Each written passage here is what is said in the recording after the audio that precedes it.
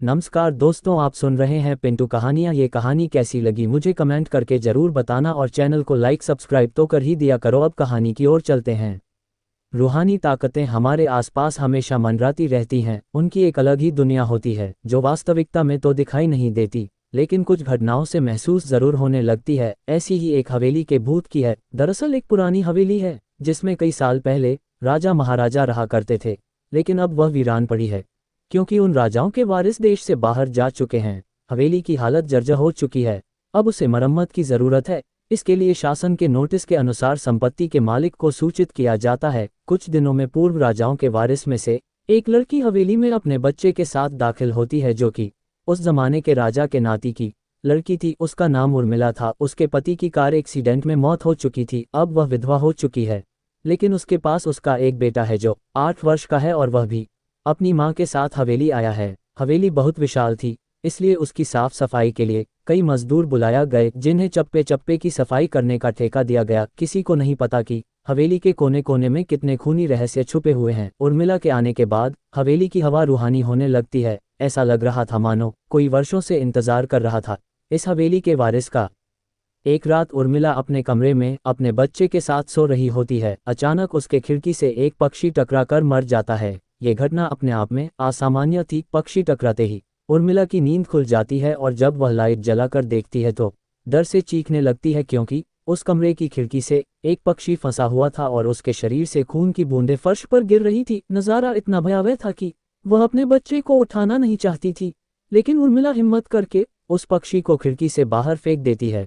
लेकिन इसके बाद उसे रात भर नींद नहीं आती और वह सुबह तक जागती रहती है। दरअसल वह जानना चाहती है कि ये किसी की शरारत तो नहीं। सुबह होते ही वह अपने यहाँ काम कर रहे मजदूरों से जाकर कहती है कि रात को मेरे कमरे की खिड़की पर कोई पक्षी आकर टकराया था और तुरंत मर गया। क्या तुम लोगों में से किसी ने ये हरकत की है?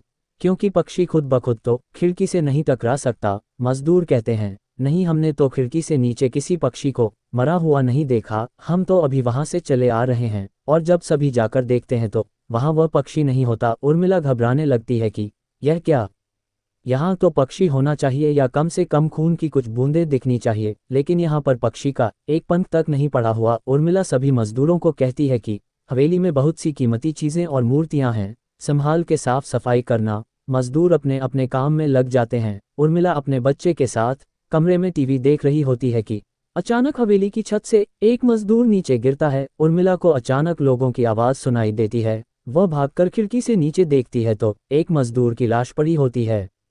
उर्मिला कमरे से नीचे आती है और इसके गिरने का कारण पूछती है। लोगों के जवाब अलग अलग होते हैं। कोई कह रहा होता है कि इसने खुद आत्महत्या की है और कोई कह रहा था कि ये गलती से गिर गया है। सभी के दावे अलग थे, लेकिन उर्मिला को कुछ अनकही बातें सुनाई दे रही थी। उर्मिला के कान में अचानक एक आहट के साथ आवाज आती है, अपने बच्चे को बचा सकती है तो बचा ले। उर्मिला ये वाक्य सुनते ही अपने कमरे की तरफ भागने लगती है, क्योंकि कमरे में उसका बच्चा अकेला टीवी देख रहा होता है। जैसे ही उर्मिला कमरे में पहुंचती है तो उसका बेटा खिड़की से कूदने वाला ही होता है कि उर्मिला उसका पैर पकड़ लेती है और वह खिड़की से लटक जाता है। उर्मिला पूरी ताकत से उसे ऊपर खींचती है, लेकिन बच्चा फिर भी कूदने की जिद कर रहा होता है। उर्मिला किसी कदर अपने बच्चे को काबू में करती है और कमरे के बाहर आ जाती है और वह मजदूरों से पूछती है, बताओ क्या है इस हवेली में, क्योंकि ये बच्चा तो ऐसा नहीं कर सकता और अभी यह सब जो हो रहा है कुछ अलग ही चल रहा है।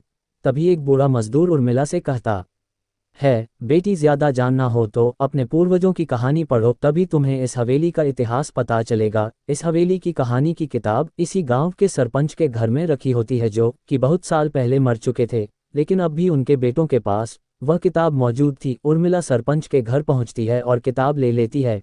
किताब पढ़ते ही उसे पता चलता है कि इस हवेली में एक नौकर नौकरानी भी थे, जिनके बीच में बहुत प्यार था और वह कई सालों से हवेली की सेवा कर रहे थे। लेकिन एक बार रानी के शाही गहने चोरी हो गए और उसके शंका में राजा ने नौकरानी को चोरी की सजा दी और उसे जिंदा दफना दिया गया। उसके गम में उसके पति ने भी अपनी जान दे दी और उसके 1 महीने बाद ही उस राजा ने अपनी ही तलवार अपने गले में घुसेड़कर आत्महत्या कर ली। उसके बाद छोटे मोटे हादसे हवेली में होने लगे, जिस वजह से यह हवेली हमेशा के लिए बंद कर दी गई। कई सालों के बाद वहां कोई आया है, जिससे वहां रहने वाली आत्माओं को मौका मिल गया फिर से बदला लेने का। उर्मिला हवेली का रहस्य जानकर यहाँ से जाना चाहती है, क्योंकि उसे अपने बच्चे की चिंता है।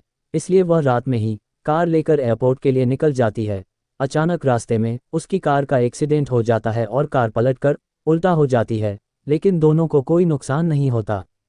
उर्मिला अपने बच्चे को बाहर निकाल लेती है और सुनसान सड़क पर भागने लगती है। रास्ते में उसे एक कार आते दिखाई देती है और कार रोकने के लिए उर्मिला सड़क के बीच में खड़ी हो जाती है और अपनी मदद के लिए चिल्लाने लगती है। तभी अचानक कार वाला आकर कार का ब्रेक लगा देता है। उर्मिला पास जाकर देखती है तो उसकी हिम्मत बढ़ जाती है, क्योंकि यह एक पुलिस ऑफिसर होता है। उर्मिला हड़बड़ाहट में उसे अपनी बात कहती है और रोने लगती है। पुलिस ऑफिसर उन्हें अपनी गाड़ी में बैठने को कहते हैं और रोड में जाने लगते हैं। रास्ते में एक बूढ़ा सड़क पर जा रहा होता है और इनकी कार के सामने आते ही रोड पर गिर जाता है। पुलिस ऑफिसर गाड़ी से उतरकर उस व्यक्ति को देखते हैं। बूढ़ा व्यक्ति बेहोश हो चुका था। पुलिस ऑफिसर उसे गोद में उठाकर अपनी गाड़ी में पीछे बैठा देता है और अस्पताल के लिए चलने लगते हैं। अचानक उस बूढ़े व्यक्ति का हाथ पीछे से पुलिस ऑफिसर की गर्दन तक पहुंच जाता है। पुलिस ऑफिसर छटपटाने लगते हैं और अचानक गाड़ी का ब्रेक लगा देते हैं। गाड़ी की स्पीड कम होने की वजह से कार वहीं खड़ी हो जाती है और ऑफिसर अपनी गन निकालकर बूढ़े की तरफ निशाना लगाकर गोली चला देता है।